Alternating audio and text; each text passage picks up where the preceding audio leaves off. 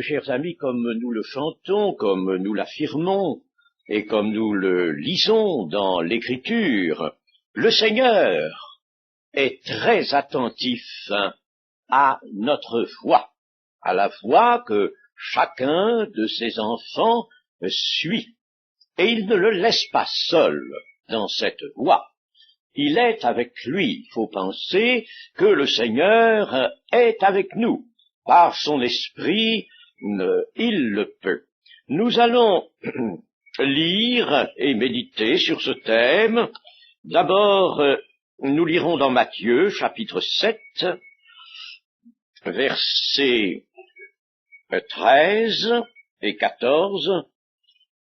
Entrez par la porte étroite, car large est la porte, spacieux est le chemin qui mène à la perdition. Et il y en a beaucoup qui entrent par là. Mais étroite est la porte, resserrez le chemin qui mène à la vie. Et il y en a peu qui les trouvent. Puis nous lirons maintenant dans le psaume 18, au verset 25. Aussi, l'Éternel m'a rendu selon ma droiture, selon la pureté de mes mains, devant ses yeux. Avec celui qui est bon, tu te montres bon. Avec l'homme droit, tu agis selon la droiture. Avec celui qui est pur, tu te montres pur. Et avec le pervers, tu agis selon sa perversité. Tu sauves le peuple qui s'humilie, et tu abaisses les regards hautains. Oui, tu fais briller ma lumière. L'Éternel, mon Dieu, éclaire mes ténèbres. Avec toi, je me précipite sur une troupe en armes. Avec mon Dieu, je franchis une muraille. Les voies de Dieu sont parfaites. La parole de l'Éternel est éprouvée. Il est un bouclier pour tous ceux qui se confient en lui. Car qui est Dieu, si ce n'est l'Éternel? Et qui est un rocher, si ce n'est notre Dieu? C'est Dieu qui me ceint de force et qui me conduit dans la voie droite. Il rend mes pieds semblables à ceux des biches, et il me place sur mes lieux élevés. Il exerce mes mains au combat, et mes bras tendent l'arc d'airain. Tu me donnes le bouclier de ton salut, ta droite me soutient, et je deviens grand par ta bonté. Tu élargis le chemin sous mes pas, et mes pieds ne chancellent point. Amen. Voici là des assurances merveilleuses concernant la marche de celui qui appartient au Seigneur, de l'enfant de Dieu, des assurances au sujet de sa marche, au sujet de son combat et de sa victoire. Ce n'est pas lui, le combattant, l'enfant du Seigneur, qui va apporter la force, qui saura quelle est sa direction, qui pourra reconnaître le chemin. C'est le Seigneur qui le lui montre, et c'est le Seigneur qui le ceint de force, qui l'entoure de force. Alors nous avons un grand apaisement dans le cœur. Nous savons que nous, si véritablement nous nous confions dans le Seigneur, nous ne pourrons pas manquer d'être des vainqueurs. En définitive, c'est ce que veut le Seigneur. À celui qui vaincra, je donnerai. Il veut des vainqueurs, car la victoire est possible à tous. Mais il faut apprendre, tout s'apprend dans la vie chrétienne. Il faut apprendre à être conduit par le Seigneur Jésus-Christ. Il s'est intitulé lui-même notre directeur. pas qu'il dirige une firme, mais il nous dirige dans la voie qui mène à la gloire. Il est notre directeur, notre conseiller. Alors, il faut apprendre à nous confier à lui, à nous abandonner à lui, et pour cela, il faut lui offrir une réelle consécration de notre vie, lui consacrer notre vie, la lui donner, la perdre à côté, la perdre du côté du monde, la perdre d'après ce que nous faisions auparavant de notre vie, pour la lui confier à lui une consécration, et il attend aussi des dispositions de cœur. Nous en avons lu quelques-unes dans le commencement de notre lecture du psaume 18. L'Éternel m'a rendu selon ma droiture. Il désire des cœurs droits, selon la pureté de mes mains devant ses yeux, c'est-à-dire une conscience vraiment pure, parce que les actes, les paroles, toute la conduite a été bien réglée. Et avec celui qui est bon, tu te montres bon. Il veut aussi trouver en nous cette bonté. Avec l'homme droit, tu agis selon la droiture. Avec celui qui est pur, tu te montres pur, des cœurs purs. Voilà quelques-unes des dispositions qui étaient en Jésus-Christ et que le Seigneur veut trouver en nous. C'est ainsi, c'est par ces dispositions, c'est par une réelle consécration, donc, que nous pourrons nous abandonner à lui. Nous ne pouvons pas le faire autrement. Cela, c'est la base. Celui qui marche dans la lumière est en communion avec lui. Alors, si vraiment nous abandonnons à lui, il nous revêt.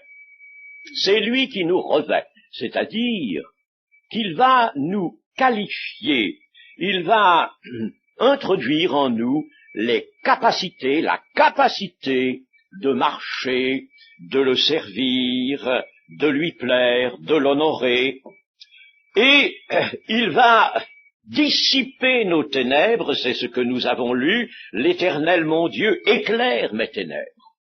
Tant que le Seigneur ne fait pas resplendir sa lumière en nous, tant qu'il n'éclaire pas notre cœur, tant que par cet œil qu'il veut en bon état, l'œil en bon état, a-t-il dit, tout le corps est éclairé. Alors il veut que nous ayons ce cœur capable de recevoir sa lumière pour que tout notre cœur, tout notre esprit soit éclairé, que nos ténèbres naturelles, soient entièrement dissipées.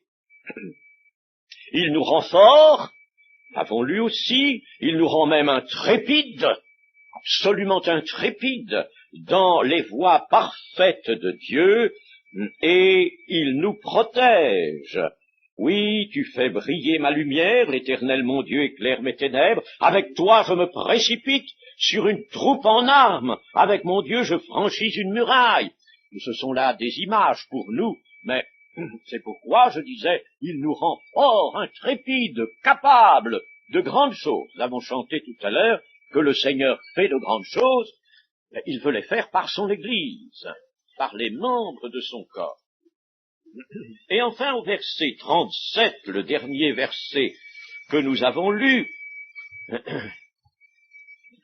il y a « Tu élargis le chemin sous mes pas et mes pieds ne chancellent point. » Il élargit donc le chemin sous nos pieds, sous nos pas.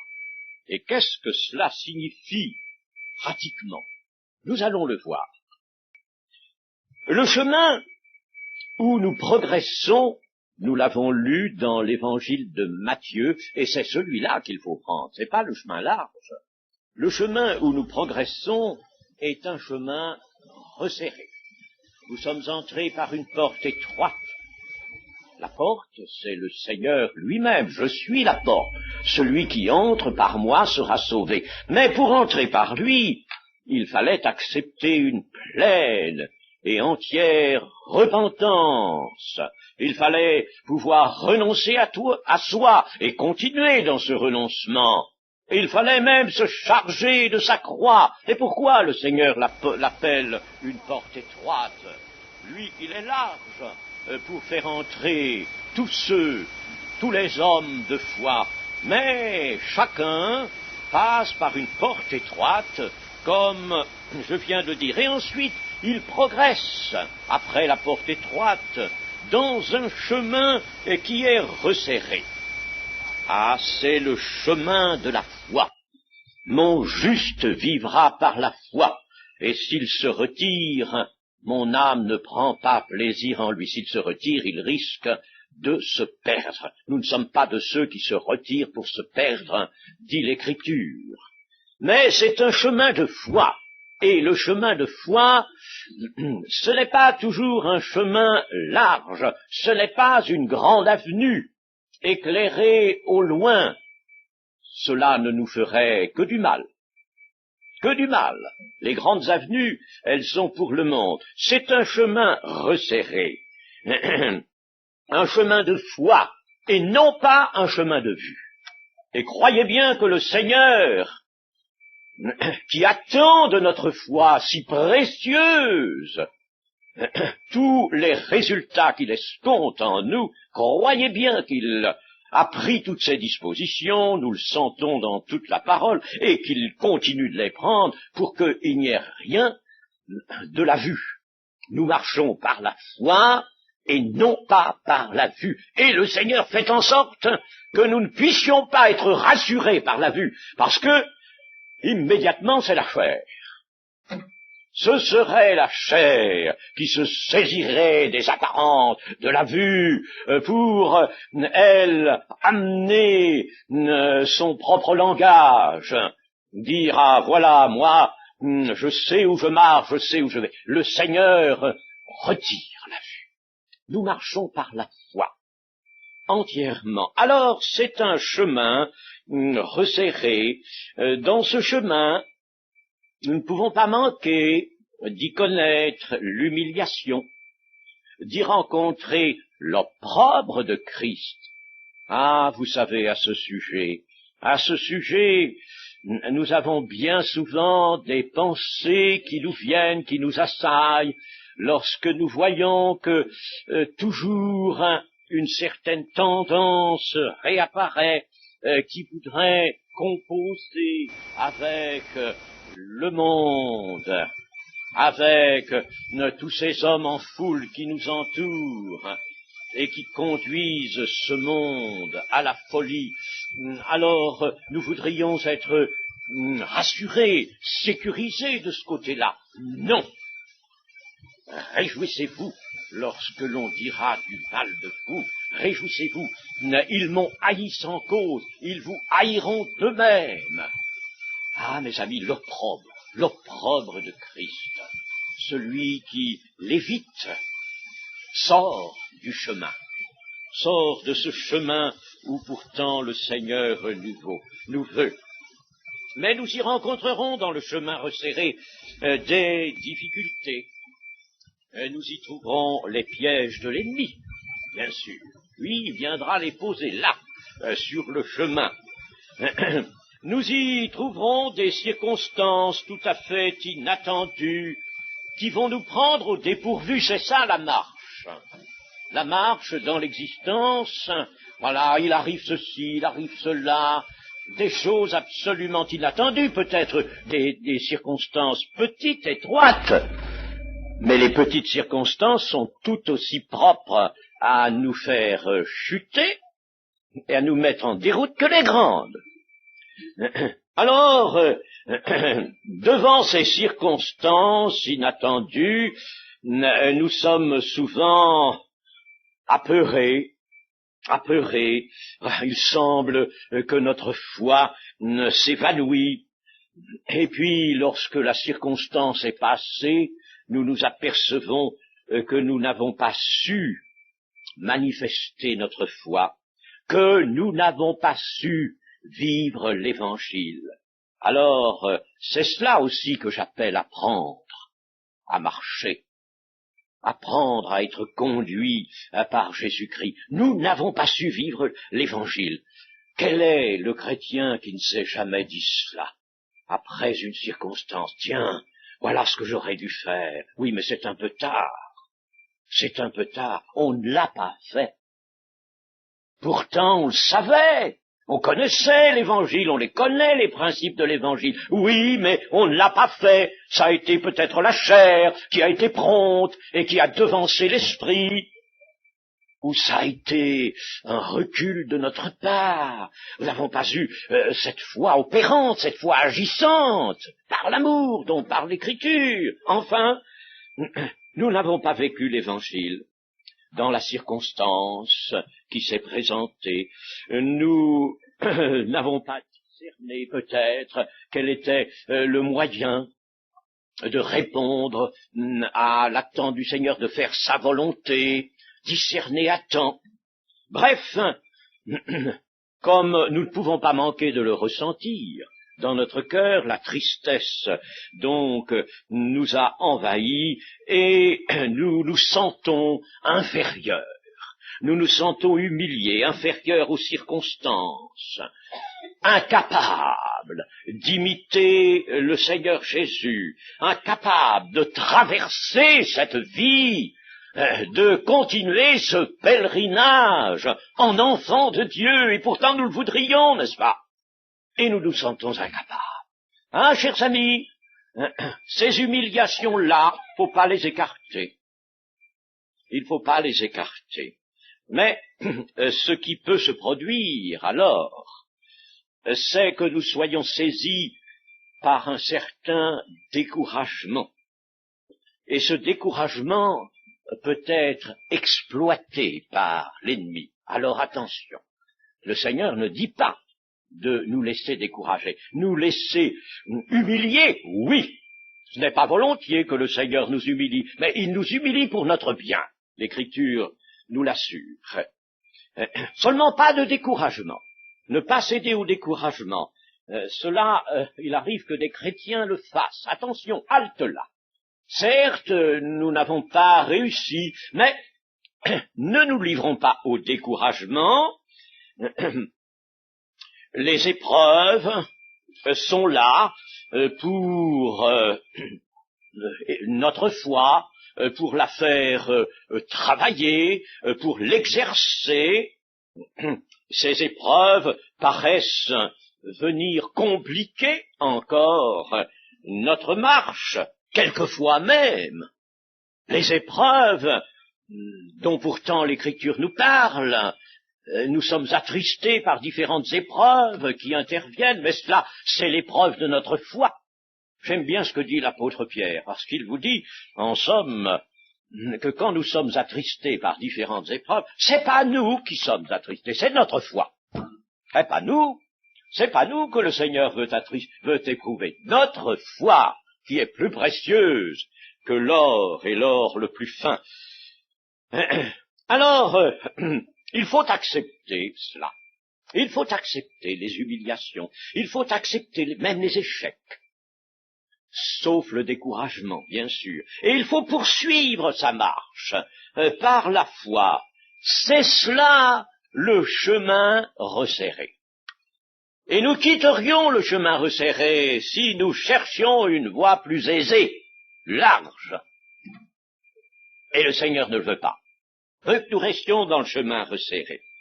Mais tout n'est pas dit. Lorsque nous examinons notre vie chrétienne, donc notre marche, nous nous apercevons aussi que, bien sûr, nous avons rencontré des difficultés de fait. Des difficultés de fait devant nous, des circonstances difficiles que nous n'avons pas su traverser. Mais il arrive que nous en ajoutions d'autres. Nous ajoutions nous-mêmes des difficultés à notre marche. Et ces difficultés, elles viennent de nos pensées en déroute, nos pensées apeurées. Combien de fois, en n'écoutant des chrétiens, n'ai-je pas vu cela? La pensée en déroute. On est apeuré, si bien que c'est à peine si on arrive à rassurer l'âme. Il ne faut pas, mes amis, se laisser gagner par la peur, parce que le Seigneur nous dirait, comme aux apôtres, « Gens de peu de foi, gens de peu de foi, pourquoi avez-vous eu peur ?» Mais Seigneur, il y a une tempête, nous périssons. Gens de peu de foi.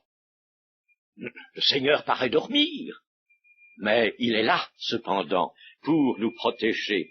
Il y a aussi, dans les difficultés que nous ajoutons nous-mêmes, qui viennent de nous, alors, il y a le trop de place que nous accordons à notre personne, à nous-mêmes. Il y a ce moi qui revient de temps en temps, et pourtant, il faudrait qu'il soit bien crucifié, ce moi.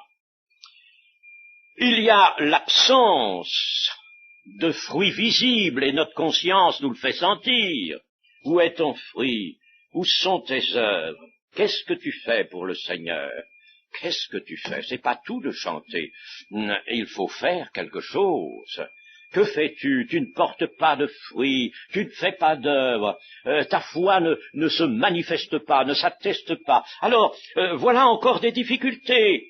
Et puis nous ressentons très bien que nous avons négligé notre salut, un si grand salut. Nous avons négligé. C'est pour ça que l'Écriture nous en prévient. Ne négligez pas un si grand salut, mais nous l'avons fait. Nous l'avons négligé. Nous avons été attirés par ailleurs. Alors, le chemin resserré avec toutes ces difficultés-là, les difficultés de fait, puis les difficultés que nous ajoutons avec notre peur, notre crainte, notre faiblesse, nos regards sur nous-mêmes, le chemin resserré n'en paraît que plus étroit encore, plus impraticable, et tout semble vraiment empêcher, entraver notre marche. Et il y a des moments où nous serions prêts peut-être de nous arrêter, de marcher, c'est-à-dire arrêter vraiment de vivre cette vie chrétienne, de vivre les principes de l'Évangile dans le cours de cette existence qui nous éprouve. Il y a des moments vraiment où nous sommes en bas. Mais, chers amis, mais c'est là que le Seigneur nous attend. C'est là qu'il va se présenter. À l'heure où tout semble se resserrer autour de nous et nous fermer la marche, à l'heure où le prophète Jérémie est l'objet d'un complot dans sa propre famille même, cette heure tragique, à l'heure où le Christ lui-même est abandonné le tout s'il est seul sur la terre, à l'heure où la mort est sur le point de le frapper, à l'heure donc où nous voyons seuls, faibles, incapables, si nous savons élever notre foi simplement comme des petits enfants, en dehors de toute vue rassurante, faisant exclusion de tout ce qui pourrait être une vue rassurante, ne pas chercher à se rassurer autrement que par la foi vers le Seigneur. Alors, à ce moment-là, la puissance surnaturelle survient et nous pouvons réaliser que nous ne sommes pas seuls. Celui qui m'a envoyé est avec moi, disait le Seigneur Jésus. Il ne m'a pas laissé seul, parce que je fais toujours ce qui lui est agréable. Je fais toujours ce qui lui est agréable, ce qui n'est pas notre cas, bien sûr, puisque nous apprenons à marcher, puisque nous sommes éprouvés, puisque nous avons eu des échecs, mais le Seigneur, cependant, ne nous abandonne pas. Lorsque Pierre, qui lui aussi était en échec, en marchant sur les eaux, lorsqu'il cria « Seigneur, sauve-moi !» il s'enfonçait, le malheureux, dans l'eau. Il s'enfonçait alors le Seigneur, l'a pris haut, ce n'est pas qu'il l'a tiré avec force, il a mis sa main sur lui, et Pierre est sorti de l'eau et rentré dans la barque avec le Seigneur. Nous ne sommes pas seuls. Et pourquoi est-ce certain cela? Parce qu'il est écrit, et nous l'avons lu, il est un bouclier pour tous ceux qui se confient en lui. Il est un bouclier. Il est une tour forte. Il est un refuge. Il est un rocher. Il est le sauveur. Il est le sauveur. Il reste le sauveur. Chers amis, il est toujours le sauveur. Tu élargis le chemin sous mes pas, dit le psalmiste. C'est alors que le Seigneur, intervenant, étendant sa main comme il l'a étendue sur Pierre, c'est alors que les obstacles s'écartent. Et c'est alors que nos yeux se décilent. C'est alors qu'une nouvelle vision de la réalité se présente dans cette confiance en Dieu qui d'un coup est retrouvée, qui d'un coup redevient forte en nos cœurs, une confiance nouvelle, et voici que la vision s'élargit. Comment? Le chemin était resserré tout à l'heure, nous on le voyait ainsi, on ne savait plus comment marcher, mais regarde donc, il s'élargit sous nos pas. Chose extraordinaire, mes chers amis, ne vivons-nous pas le surnaturel? La marche chrétienne n'est-elle pas une marche surnaturelle? Tu élargis le chemin sous nos pas. Chers amis, il faut penser à ces choses. C'est écrit cela pour nous apprendre à marcher avec le Seigneur. Nous ne marchons pas sécurisés par la vue, mais nous marchons par la foi.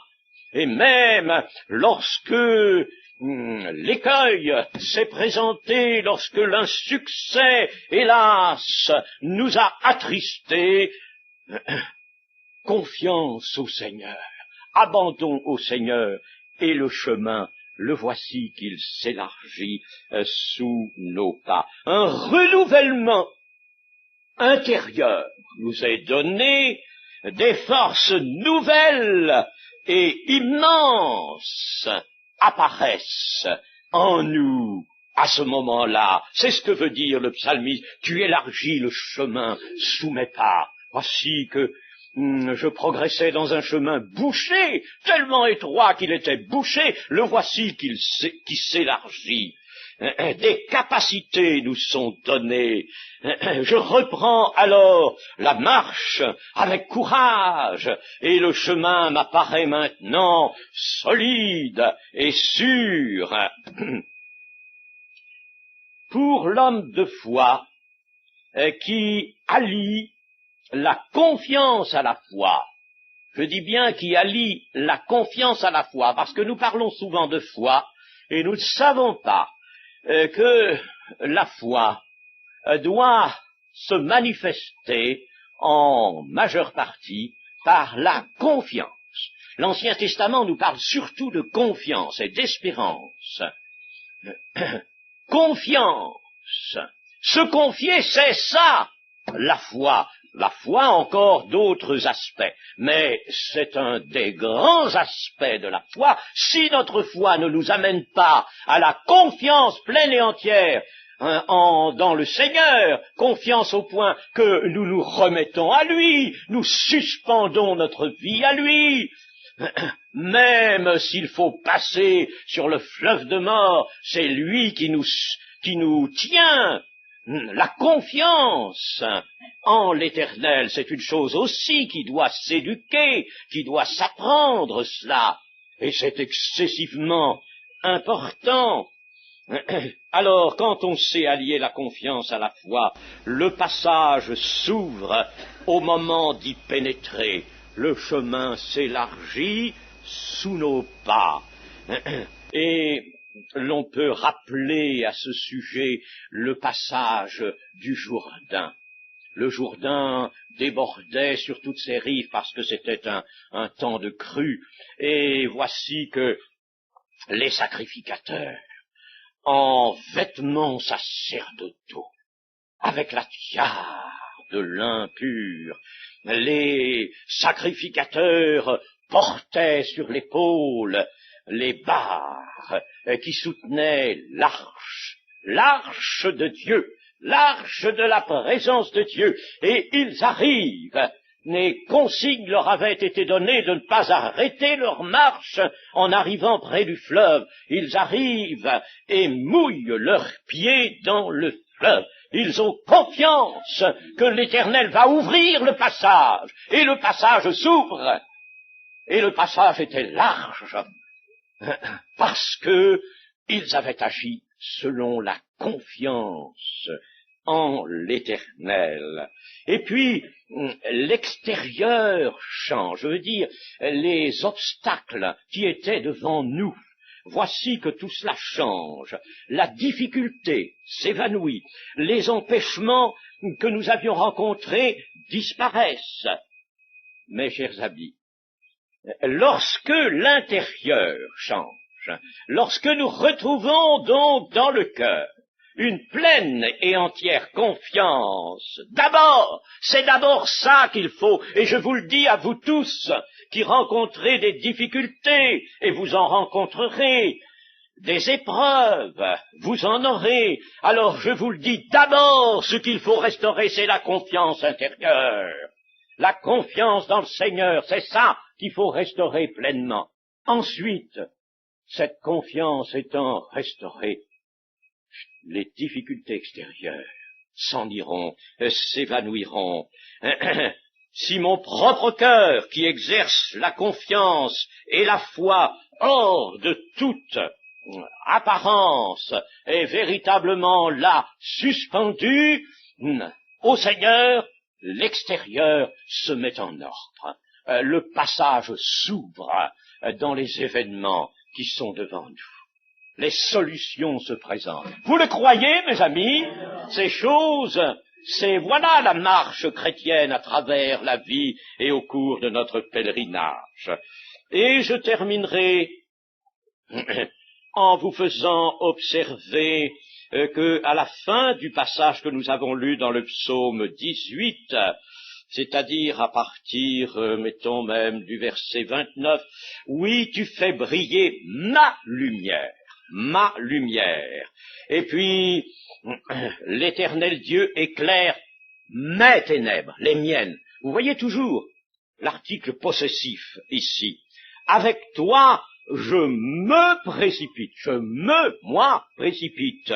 C'est Dieu qui me ceint de force, moi, qui me conduit, moi, il rend mes pieds semblables à ceux des biches, il me place sur mes lieux élevés, il exerce mes mains au combat, tu me donnes, à moi, le bouclier de ton salut, et je deviens en définitive grand par ta bonté. Eh bien, ce n'est pas de la prétention, c'est pas de l'orgueil, parce que ça, c'est la parole inspirée de notre Dieu, et c'est une parole qui est là pour nous entraîner nous-mêmes dans la même voie. Et le Seigneur veut montrer qu'en effet, si nous lui accordons une pleine confiance, si notre foi est vive, notre lumière va briller. Ce sont nos ténèbres qui vont se dissiper, et c'est nous qui allons nous précipiter sur une troupe en armes, c'est-à-dire sur l'obstacle, et qui allons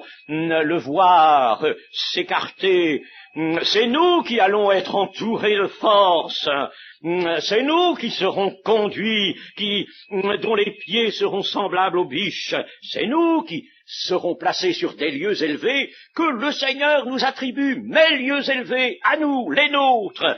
Ce sont nos mains qui seront exercées au combat, et c'est à nous que le Seigneur donnera le bouclier du salut. En définitive, ça, tous les grands auxiliaires de Dieu l'ont vu, l'ont connu. Dieu veut qu'il soit grand. Celui qui s'abaisse Dieu l'élèvera, sera élevé. De la grandeur de Dieu, attention, c'est une grandeur où l'orgueil n'a rien à voir, mais c'est une grandeur magnifique. Je deviens grand par ta bonté. Et vous savez, quand on devient grand de par Dieu, on est heureux, heureux. Et c'est cela que Dieu veut, mes amis, que son nom soit béni. Amen. En toi, Jésus.